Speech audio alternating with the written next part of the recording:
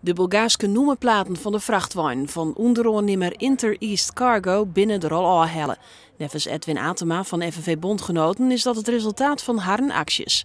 Het vakboen had net maar de directie van transportbedrijf Oenema praat, die weigeren je contact. Nu zien we dus wel dat Oenema de samenwerking met de onderaannemer heeft stilgezet en dat de ritten nu weer uitgevoerd worden door chauffeurs uit Friesland. En dat mogen voor ons heel goed Bulgaarse chauffeurs zijn als ze maar volgens dezelfde spelregels als die we in Nederland kennen betaald worden. De Bulgaren zelfs willen net reageren.